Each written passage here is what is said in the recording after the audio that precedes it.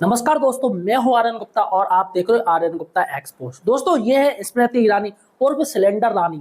जी हाँ दोस्तों, इनको मोदी जी ने ट्रेनिंग दिया है, झूठ बोलो, बहुत ज्यादा झूठ बोलो, हर बात पे झूठ बोलो। आज देखिएगा, आज ये भरी डिबेट में, लाइव डिबेट चल रही है, इनका इंटरव्यू चल रहा है, किस तरीके से हर बात पर झूठ बोल रही है दोस्तों।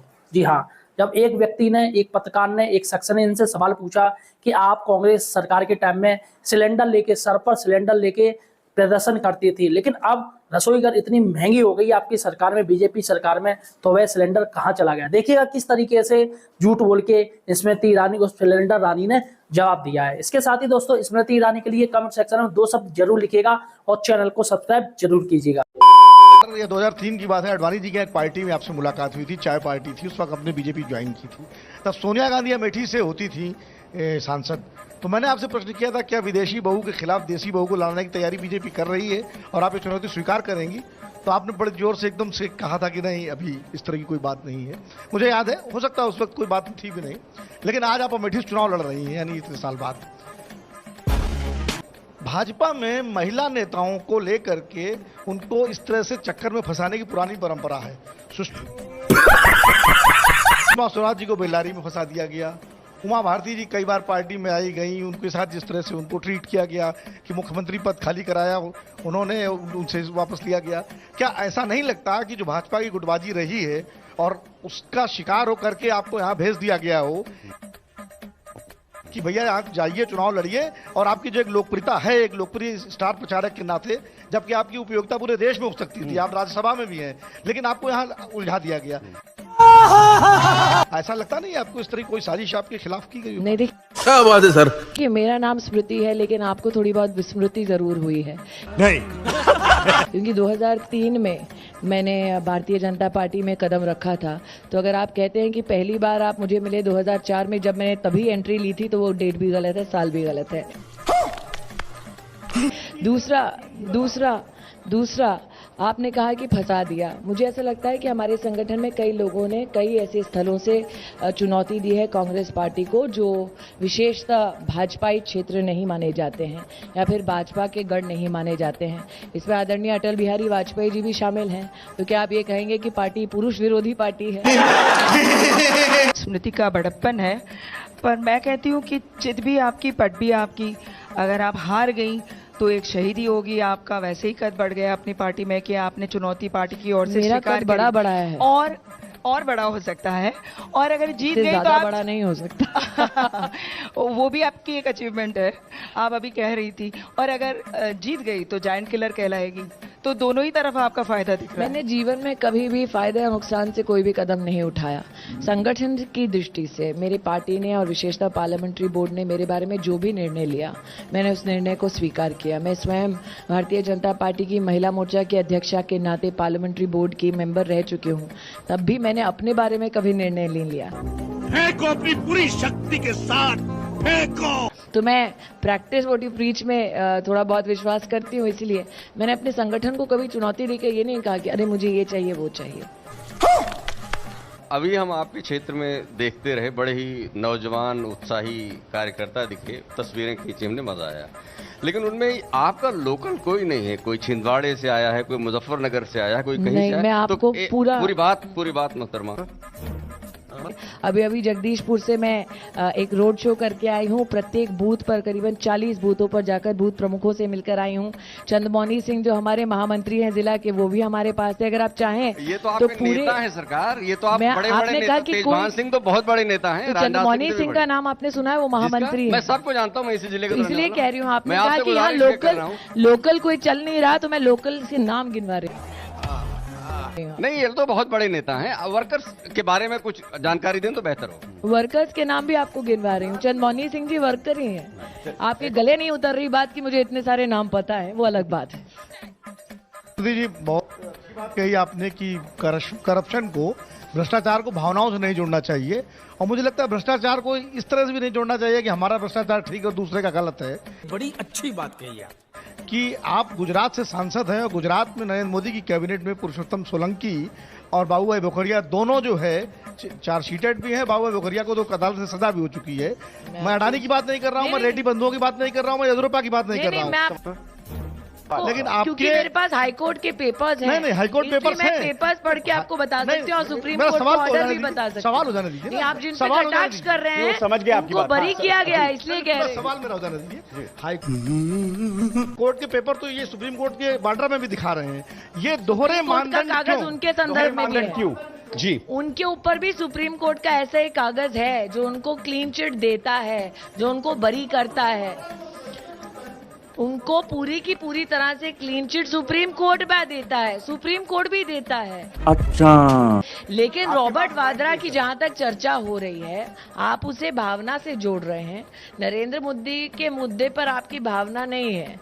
आपको लगता है कि ये कटाक्ष करना चाहिए, इसलिए आप श्रृंखलाबद्ध वो कटाक्ष कर रहे हैं। तथ्य ये है कि कोर्ट ने स्वयं उनको बरी किया जिनके आपने नाम लिए हैं। उसके कागज में आपको कोर्ट ने स्टे हाई कोर्ट में दिया है और सुप्रीम कोर्ट में बरी किया। आपके पास लेटेस्ट जानकारी नहीं, मैं कागज दिलवा दूंगी। बाबू भाई बुखारिया का कागज आपको दिलवा दूंगी। जी चलिए अगला सवाल। स्मृति जी सवाल यहां पर यह है, मैं वापस इस मुद्दे पे लाना चाहूंगा क्योंकि हमारे रिपोर्ट में भी इस बात का जिक्र था। राजस्थान सरकार ने क्या कलेक्टर्स इंक्वायरी इस मुद्दे पर करवाई है तो क्या उस पर कोई एफआईआर फाइल की गई है? और अगर नहीं की गई है तो बीजेपी ने उस वीडियो को क्यों जारी किया? वो जल्दबाजी क्यों? Good question. मतलब हम ये जानना चाहते हैं कि उसमें स्थिति क्या है। ऐसा है कि मैं राजस्थान सरकार की प्रतिनिधि नहीं हूं, लेकिन आचार संहिता लगी है देश में, ये तो मैं भी जानती हूं। अगर आचार संहिता के माहौल में एक सरकारी तंत्र के माध्यम से कोई अचानक केस फाइल किया जाता तो आप कहते हैं कि चुनाव आयोग के जितने भी अधिकार हैं उनका हनन हो रहा है, आचार संहिता का अपमान हो रहा है। इसलिए राजस्थान सरकार सब वचनबद्ध है कि समय अनुसार वो जुडिशियल प्रोसेस के माध्यम से इस निष्कर्ष पर पहुंचेगी कि किस तरह से क्या कार्रवाई होनी चाहिए। नरेंद्र मोदी ने स्वयं सार्वजनिक तौर पर कहा है कि विछंट नहीं करूंगा, लेकिन हाँ जो कानूनी प्रक्रिया है उसके माध्यम से न्याय होगा। नहीं स्मृति जी, मुझे इसमें दोहरे मापदंड इसलिए लग रहे हैं क्योंकि एमएल शर्मा साहब जो याचिका करता है दोहरे वो उनकी मापदंड PIL मैं आपको दोहरे मापदंड की एक परिभाषा कर देती हूँ। मैं आपको दोहरे मापदंड की एक परिभाषा कर देती हूँ। मान लीजिए आचार संहिता का उल्लंघन करते हुए, चुनाव आयोग का अपमान करते हुए किसी सरकार ने इस प्रकार का केस कर दिया होता, तब आप ही एक खबर चलाते कि देखिए बीजेपी को कानून व्यवस्था का कोई भी सम्मान नहीं है, बीजेपी कानून का उल्लंघन करती है। बड़ी अच्छी बात कही है और विच हंटिंग करती है और अपने फायदे के लिए राजनीति करती है। तो सही कहा। मैं ये जानना चाहता हूं कि आपने चुनाव के दौरान जो विकास में खामियां देखी, क्या आपके जीतने या जीतने के बाद वो आपकी स्मृति में रहेगा कि आप भी भूल जाएंगे सांसद होने को? भाई साहब, मैं आपको प्रत्यक्ष रूप से प्रमाण दूंगी और हर बार जब जो काम करूंगी उसकी एक टेप बनाकर कम से कम एबीपी न्यूज को जरूर भेजूंगी। ज्यादती हो गई आपके साथ स्मृति जी। नरेंद्र मोदी जी की कम से कम एक रैली तो होनी चाहिए थी। अभी मजा आएगा ना भिड़ो। आज आपके इस परिचय में बहुत सारी खामियां हैं। आपने लिखा है कि कोई बड़ा नेता यहाँ प्रचार करने नहीं आया। जली ना, तेरी भी जली। मैं आपके समक्ष आज बैठी हूँ जब आदरणीय कल्याण सिंह जी आज ही रैली कर तिलोई से गए हैं। 2 दिन यहाँ पर गोवा के मुख्यमंत्री मनोहर पर्रिकर जी ने सभाएं संबोधित की। प्रत्येक विधानसभा में मनोज तिवारी जो हमारे प्रत्याशी हैं दिल्ली से, वो भी यहाँ आए। तो हमारे कई बड़े नेता, नितिन गडकरी जी अमेठी में रोड शो और रैली करके गए। तो आपके 2-3 बिंदु जो इस परिचय में है वो गलत हैं। अभी तक प्रचार समाप्त नहीं हुआ है, आगे आगे देखिए होता है क्या। स्मृति जी, आपकी जो बार बार आप प्रियंका को आप श्रीमती वड्रा कह रही हैं, तो उसके वो ऐसी आप कह रही हैं, उसके पीछे कुछ मंशा है? अभी पता चले। ये एक पेट्रियार्कल सोच नहीं है बहुत। प्रियंका गांधी में क्या प्रॉब्लम? आप मुझे मिसेस ईरानी बुलाते हैं। मेरा ये नाम तो आपने पैदाइशी खुद मेरा नाम पैदाइशी मल्होत्रा है। जो सीरियल का आप यहाँ पर वो दिखा रहे थे उसमें भी मल्होत्रा था। ये पागल हो गया। एक बैकग्राउंड है, तो उस कॉन्टेक्स्ट में आप श्रीमती वड्रा कह रही हैं, तो क्या उसके पीछे कोई हमेशा से राजनीतिक श्रीमती मंशा है? वड्रा बुलाती हूँ, आप उठा के देख लीजिए मेरा पूरा इतिहास। तेरी दादागिरी निकाल दूंगा मैं। चलिए अब हम रुक मुझे ये करते समझ हैं। नहीं आता कि उनके पति के नाम से आपको इतनी चोट क्यों पहुंचती। चोट हमको नहीं लगती है, हमको लगता है कहीं ना कहीं आपको ये जवाब देने के लिए बहुत असहज हो जाती है, तब ये उठा के सवाल हम पे उछाला जाता है। क्या श्रीमती वाड्रा का नाम श्रीमती वाड्रा नहीं है? हमें ना बीजेपी से चोट है ना कांग्रेस से चोट है। भाई साहब एक सेकंड, सवाल ये है जो आप ये मैं आपको बोल दूं क्योंकि मैं यहाँ बोलने आई हूँ, आपका प्रश्न सुनने आई हूँ। मेरा सवाल ये है, क्या श्रीमती वाड्रा का नाम पिछले कुछ 20 दिनों में, जब से मैं यहाँ प्रत्याशी बन के आई हूँ, क्या उनके नाम में कोई तब्दीली आई है? नहीं, मगर तो जो फिर- सवाल ये था तो कि जब आप वो इस नाम बात को आपका नहीं- रेखांकित करती हैं कि वो प्रियंका गांधी नहीं, वो प्रियंका वाड्रा हैं, और क्या ये वो नहीं है पैतृक क्या? सोच का नतीजा नहीं है वो नहीं प्यारी समझ गई। है क्या? और एक पॉलिटिकल मोटिव है उसके पीछे? क्या उनका नाम है मिसेस वाड्रा, तो मैं क्या कर सकती हूँ भाई? सरकार का स्तर, स्मृति जी, इस बार आप विकास के मुद्दों की बात करती है। भाजपा भी विकास के मुद्दों से लेकर चली थी, लेकिन हम जो पिछले कुछ दिनों में प्रचार देख रहे हैं वो बड़ा निजी हो गया है, बिलो द बेल्ट हो गया है। कभी कभी ये लगता है कि ये क्या वाकई में भारत की इतनी बड़ी लोकशाही है, उसमें ये राजनीति हो रही है? क्या बात है सर, क्या बात है सर। एबीपी न्यूज ही का मंच है जहाँ पर मुझ पर एक कुछ बहुत ही अभद्र कटाक्ष किए गए थे। इसकी वजह सुन लीजिए। तो आप भी करेंगी? अरे भाई, मैंने आज तक अभद्र कोई कटाक्ष किया है?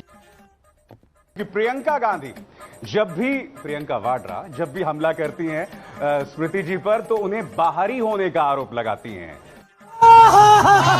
बीजेपी के नेता ज्यादातर मोदी के नाम पे और सुशासन पे और भ्रष्टाचार और महंगाई पे चुनाव लड़ रहे हैं। स्मृति ईरानी को अमेठी से ऐसा क्या प्रेम हो गया कि वो अमेठी का ही सवाल सब उठा रही है। ये बड़ी अच्छी बात कही है। शाबाश बेटा। क्योंकि मैं यहाँ की सांसद बनना चाहती हूँ, हाँ, तो इसके इसलिए पहले जनता चाहती है कि अमेठी से संबंधित प्रश्न ही उठे। तू समझा? वरुण जी ने ये कहा कि मेरे भाई राहुल गांधी ने जिस प्रकार अमेठी क्षेत्र का विकास किया है और मैं उसी प्रकार सुल्तानपुर का विकास करूंगा। ये सत्यता है कि जो विकास अमेठी का हुआ है, सुल्तानपुर यदि आप घूमे तो देखिए वहां पर बहुत ही यहाँ से भी बदतर स्थिति है। सवाल ये है कि आपने अमेठी का जो विकास हुआ, जब वरुण जी ने सही लाइन बोली, आप लोगों ने उसका विरोध क्यों किया? अभी पता चले। ऐसा है भाई साहब, पहले तो जिन लोगों को आप अमेठी के कहते हैं, जो यहाँ रहते नहीं है, यहाँ पर सिर्फ 5 साल में एक बार वोट मांगने आते हैं, अगर आप कहते हैं कि वो अमेठी के अपने हैं, तो मुझे ये बता दीजिए कि अपनों ने अमेठी का कब साथ दिया? चुप कर बे कुत्ते। कहाँ विकास किया? मैं आज आपको चुनौती दे सकती हूँ, एक सेकंड में आपका भाषण सुनने नहीं आया, अपना जवाब देने आई हूँ। मैं आपको आज चुनौती दे सकती हूँ, एबीपी के यहाँ पर 3-4 कैमरा जली ना, तेरी भी जली ना। चलिए मेरे साथ, अभी आप कोई भी रास्ता चुन लीजिए, किसी भी गांव में चलिए, मैं जाने को तैयार हूँ।